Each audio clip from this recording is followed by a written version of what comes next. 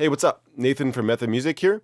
So today I wanted to talk about mixing drums that were tracked in a smaller studio space and ways of making them sound punchy and big and kind of recreating that bigger studio space that is kind of missing, the bigger room sound. Lately, I've been tracking a lot of drums in my own studio space. I do for my production clients. I don't always, but I do sometimes track drums for the songs that I'm working on. So when the budget is there, I do really like to go to a bigger studio space. But usually they're pretty expensive. So if the budget doesn't allow for it, I've just been tracking drums at my own space. The room's nice. It's just it's small. It's treated, so it sounds good. It's just small. So I wanted to share with you a few tricks that I've learned to kind of recreate a bigger sounding room, and hopefully you guys can kind of apply it to some of your own mixes and some of the own. I don't know. Not everybody has a big room to track drums in, right? So. Okay, so I'll start with just showing you my raw drum sounds.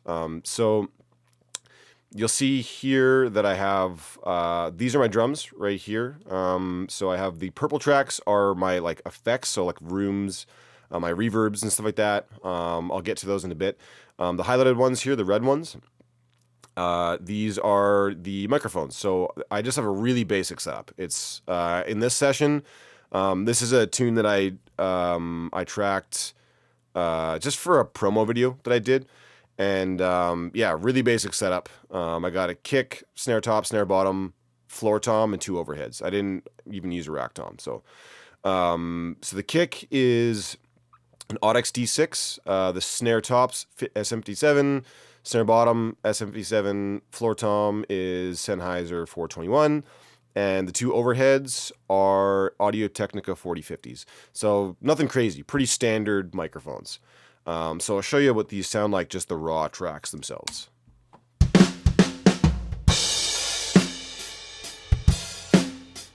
So overall, decent sound, but it's nothing crazy, it's nothing punchy, right? Nothing too punchy. I'll show you just what my actual room sounds like here. Whoops.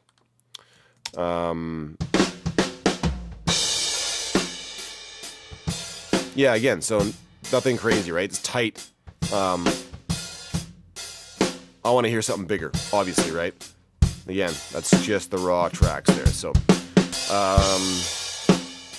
So I'll take you through just kind of what I go through on every channel first, and then I'll show you what I do to recreate the extra kind of punch and room sound that was missing. So first of all, I usually start with a kick. I kind of just go through all the close mics first, and then I deal with the overheads. Some people do the opposite. Yeah, that's just the way I start. So I use I use the H comp a lot. The Waves H comp. I love this compressor, especially on drums. It just for whatever reason, it just sounds awesome on drums. It sounds really punchy. I use it on the kick and snare and the overheads for sure. So on the kick here, so I have, let me just solo the kick. So you can hear it working there. I have it, and you can see kind of where it's peaking as far as gain reduction. So it's not I'm hitting it fairly hard, nothing crazy, but about minus 10 dB. Then I have the attack set medium. You don't want the attack set too fast on any drums because you will lose that initial transient. The compressor will act right away and you'll just lose the transient. And it won't be punchy. So then I have about a 10-to-1 ratio that I just kind of like on the close mics for drums. So I start with that, and then I add the Waves SSL channel strip on it as well. So I'm doing some EQ on it, and I do a little more compression as well, just to kind of give it a little more punch. So again, the compression, you can see it here, not hitting more than about minus 10 dB. As far as EQ, I got some high-end boosts, like a high-end shelf, around 9, 10K, something like that. And then I have another kind of mid-high boost around 5 or 6K. Got a mid-range boost around the 1K area. Then I got a low-end boost. No, just the bell curve, actually, not a shelf. At 60 hertz, so to give it that low end. Every kick drum is a little different, and it depends on how it's tuned, so you kind of have to go through and see what frequencies really pop out to you that you want to boost. You can't just really set and forget for every kick drum. It doesn't really work. For anything, it doesn't really work. You have to actually go in and kind of mess with the EQ and see what you kind of like. But in general, that's kind of what I do. I do a lot of EQing on the close mics. So that's what the kick sounds like. Moving over to the snare. This is just the raw snare top. Again, I use H comp on it initially, about the same as the kick. So hitting pretty hard, minus 10 dB ish. Same thing, about 10-to-1 ratio. Medium attack. Again, don't want to choke off that initial.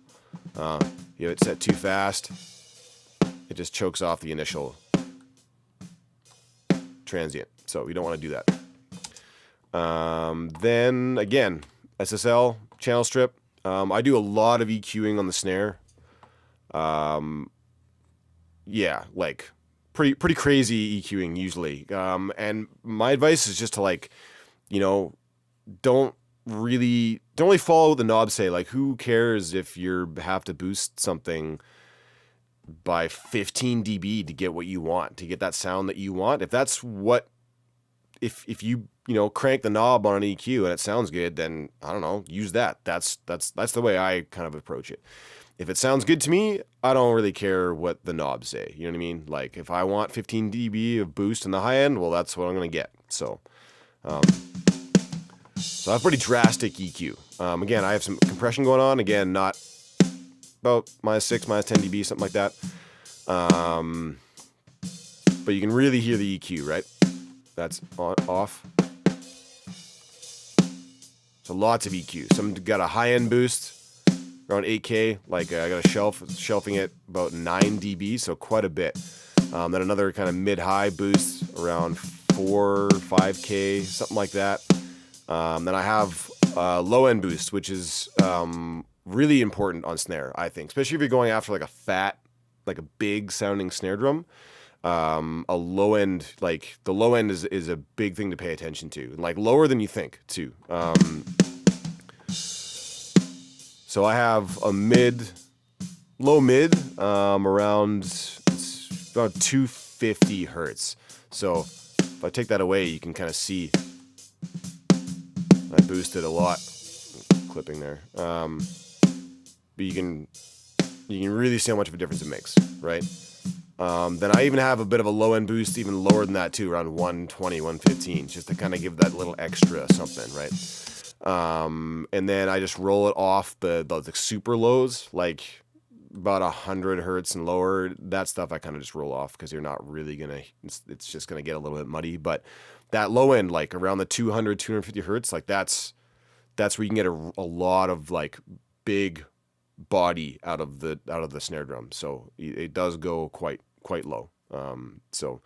I would just recommend just messing around with it. Again, depends on the snare, depends how it's tuned, all that kind of stuff, right? But if you have a fat sounding snare drum, like crank up that low end, see what it sounds like. That's the way I do it. So moving over to the snare bottom, here's what that's what this guy sounds like, just isolated. Now I just have an SSL channel strip on it. This I like to treat kind of differently. You can see I like to bring out the actual snare sound quite a bit. So I use the SSL has a really fast attack setting, and I use that to grab the initial attack, and then it really brings out the snare right after that, the way the snare vibrates. And so I'm hitting it like really hard with the compressor with a super fast attack. So you can see it's like minus 20 dB gain reduction sometimes. So it's a cool little trick I kind of figured out that I like to really bring out the actual snare sound. So then I have a really drastic EQ. Again, lots of high end, lots of mid highs, similar to the snare top. You can see.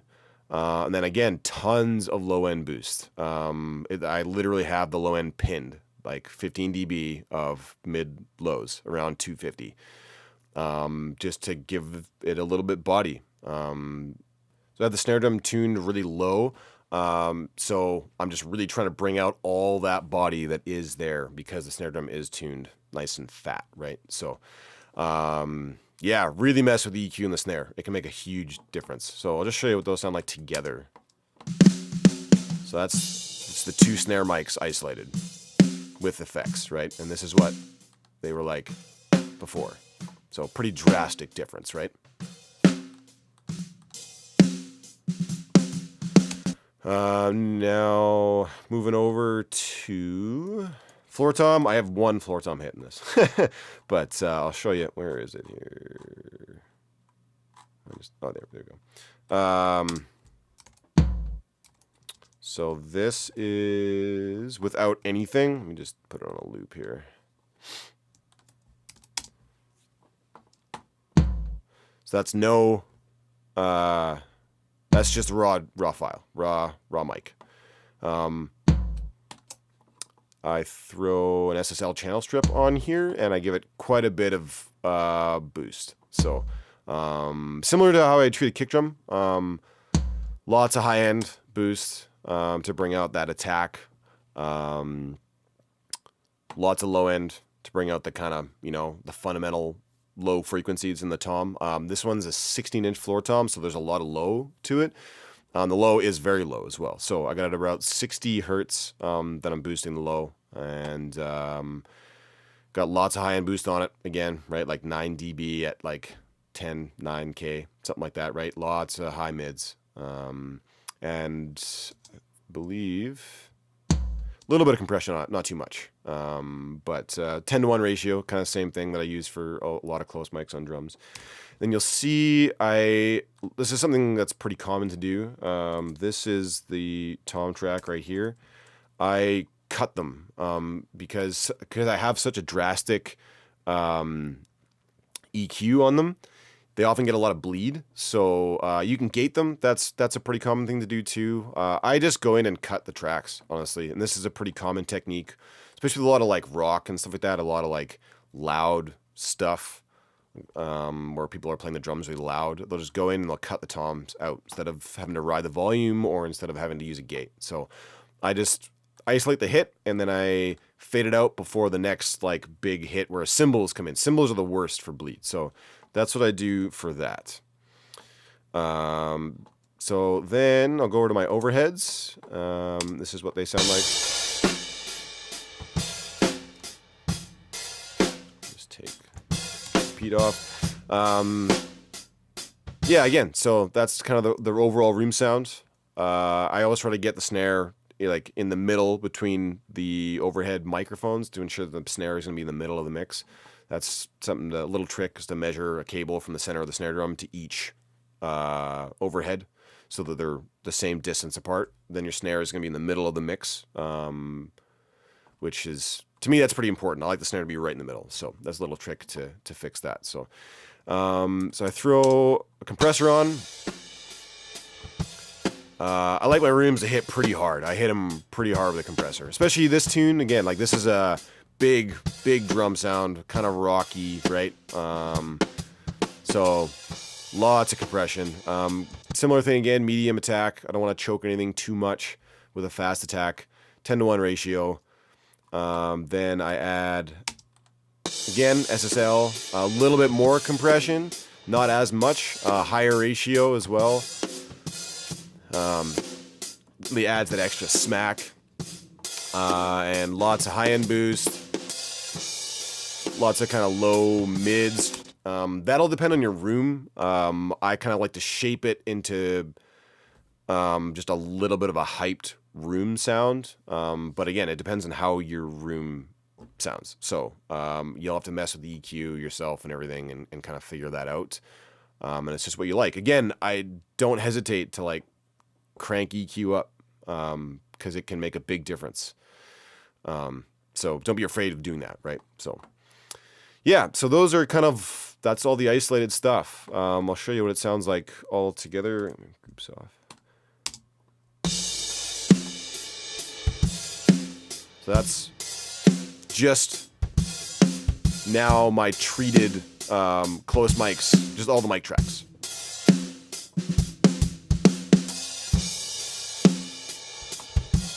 So here's what they sounded like before anything was on it.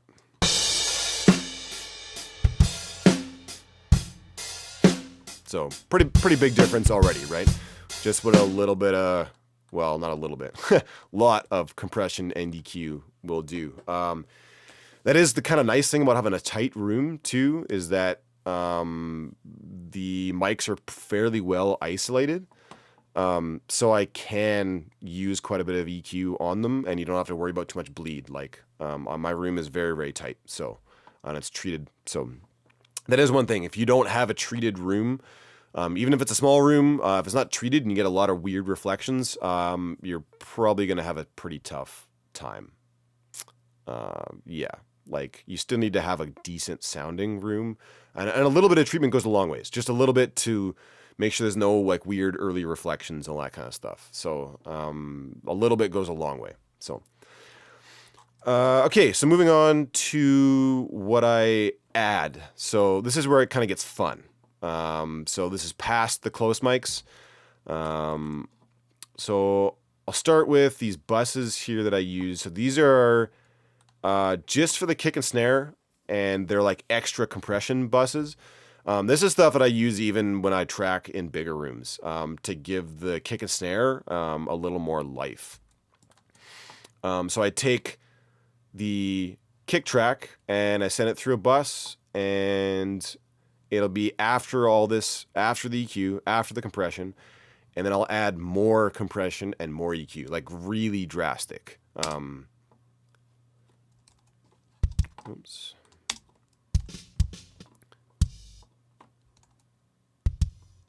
So that's what this sounds like. I have a gate on it, but it's like really compressed and more EQ. So again, I got this H comp going on. I got a higher ratio, little faster attack after it's already been compressed so much, and the threshold is like, it's pinned. So yeah, lots of compression. And then I got an EQ. I got this Waves VEQ. It's kind of like a Neve EQ. I don't know if it really sounds like a Neve EQ, but that's what it's based off anyways. But it really colorizes the sound, which I sometimes it works, sometimes it doesn't. But for drums, I dig it. But lots of high-end boost on 10K. This time I have a little bit of like mid-range going on, about 2K, and then more low-end boost. So after it's already been boosted quite a bit, I'm boosting it even more. And then with the other kick, it just kind of adds. Like in this case, I have it. The volumes are like the volume of my. This is parallel compression is what it's called. So the volume on parallel compression track is quite loud in comparison to the close mic. Depending on what style of music you're mixing, like for rock and like for like bigger sounding, I would use more of the parallel compression track. For other styles, for when I want like softer, a little bit like softer, maybe like more country stuff, or like not quite as like in your face punchy, I would dial back the parallel compression track a little bit. So I do that for the kick individually, and I do that for the snare individually. I like to have them individual. Some guys will have them together. I've done that before too, but I like to have individual control over them, so that you can individually control compression and EQ. So this is the snare track. So again, pinned compression, like lots, right? You can really hear it. It's just that really big smack, right? and then more EQ. So you saw, I'll bring up again my snare EQ already cranked, right? High end cranked, low end cranked.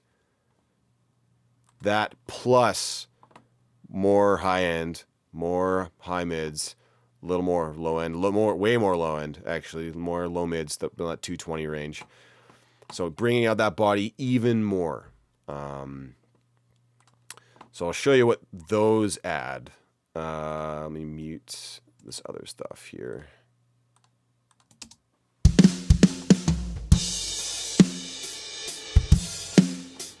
So they add quite a bit more punch, right?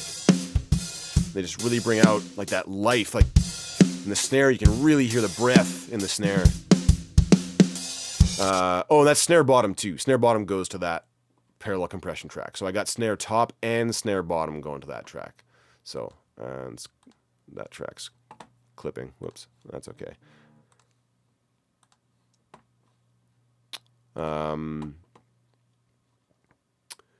Yeah, so that's what parallel compression. It's a really, really cool trick to add like that extra punch to the kick and the snare.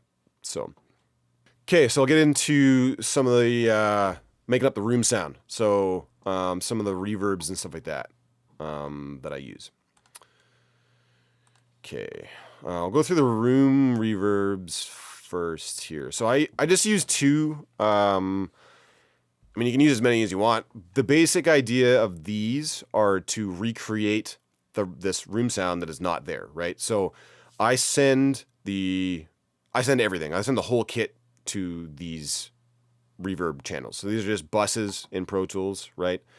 So I send the overheads the most. That is the loudest thing going to these.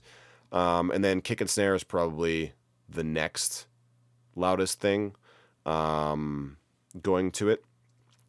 But I want the whole kit to it so that the whole kit sounds like it's in the same room, right? So, and I'll use like I have this one. I have a shorter reverb, and then I have a little bit of a longer reverb. This is a slower tune, so there's more space for reverb, so that's why I'm using a little bit of a longer one as well.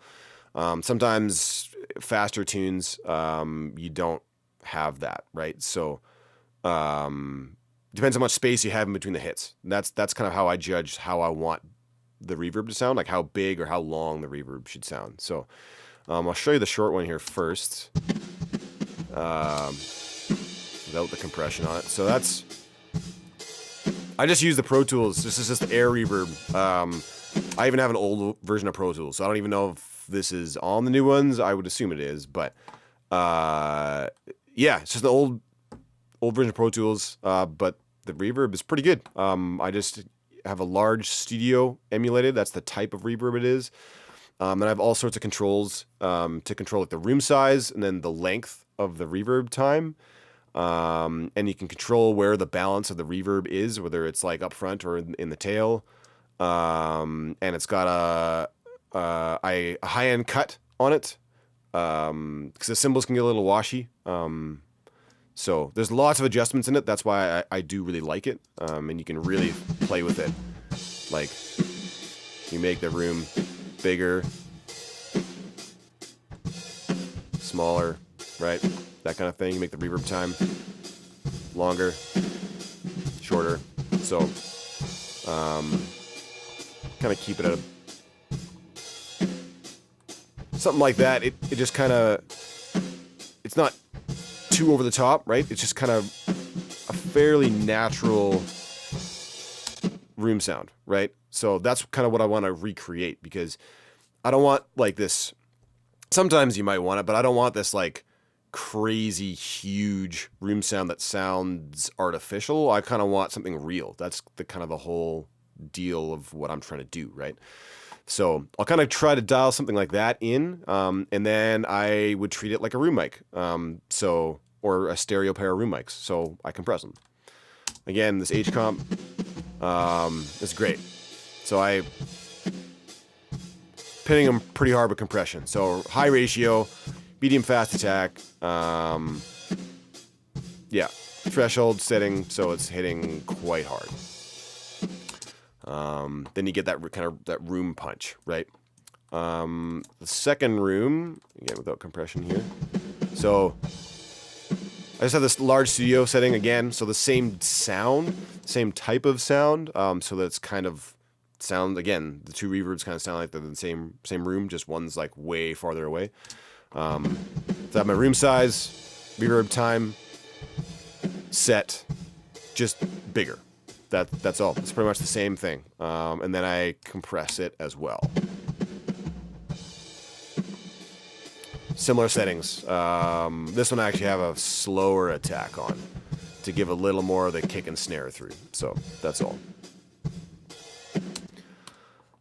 Then what I will do to have some individual control over the kick and snare, I do kick, snare, and snare reverbs too. Snare reverb might seem obvious. Kick, maybe not so much. This is something I just kind of figured out that I liked. I felt like the kick, just having a reverb directly on the kick itself and having individual control of that kind of just helped put the kick into the room as well a little more, and it was controllable, right? So I'll show you what that sounds like.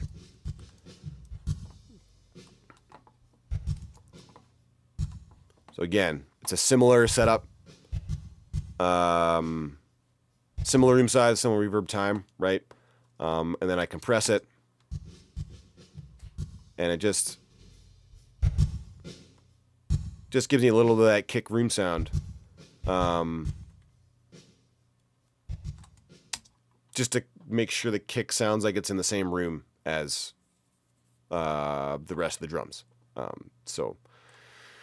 And putting it on its own, having its own reverb channel, you just have individual control of it. That's all. That's why I do it. So I send it out to the main room's reverbs, and then I also have it on its own, just in case I want a little bit more of it, and I have it individually controlled.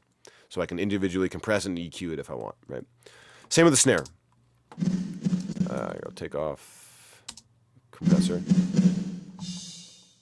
So first up with the snare, I actually gated it first. I just wanted to, I was getting a little bit of bleed. I'll show you.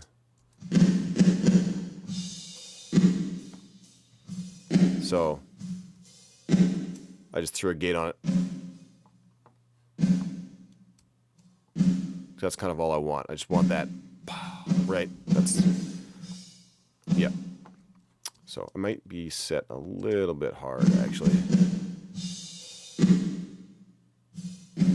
That's a little better.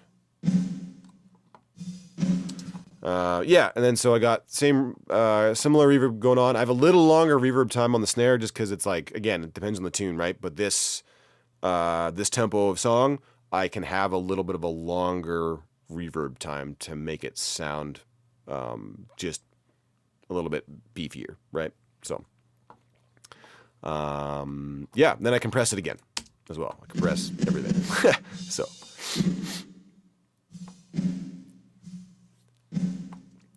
Yeah, I have a faster attack time on this reverb particularly, mainly just because I wanted more of the after the hit as opposed to the hit. So I already have lots of the hit, so I want the after of the hit. So lots of the room sound in the reverb. So again, about a 10-1 ratio, hitting not crazy hard, but again, this is all stuff you can mess around with, right? I don't really have a setting for any of the compression that's on here. I just do it till it sounds good, basically. So that's, use your ears, right? Always use your ears. So yeah, that goes through pretty much everything. So if you want to hear it all together, this is what it sounds like.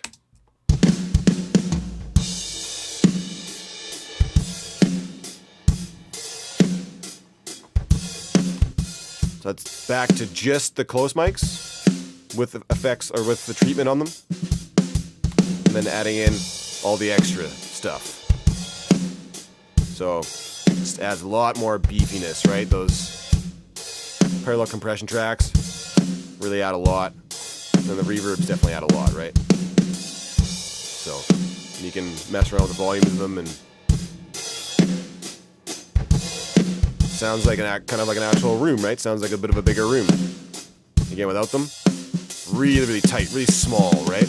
Like, it sounds decent, but it just doesn't have that, like, that room sound, right? It doesn't have that, it doesn't sound like it was tracked in a big space. Now, all of a sudden, it kind of sounds like it was tracked in a bigger space. So, yeah. I'll show you what it sounds like in the tune.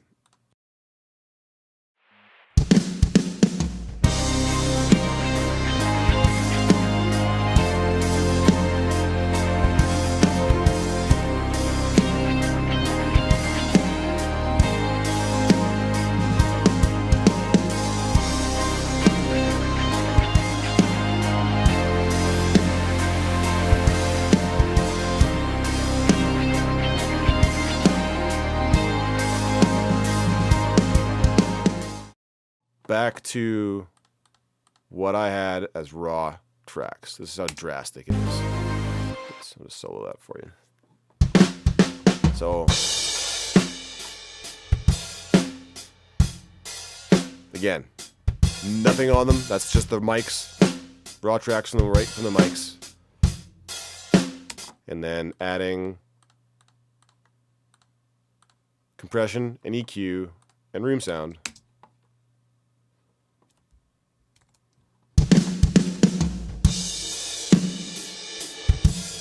Big difference, right? So, yeah, cool. Well, hopefully you guys can apply some of that to your own recordings. Feel free to drop any comments too. If you guys have some links of stuff that you've mixed that you want a set of yours on, just let me know. I'd love to kind of check out what you guys are working on and hear some of your own drum mixes. So, all right, till next time. See you guys.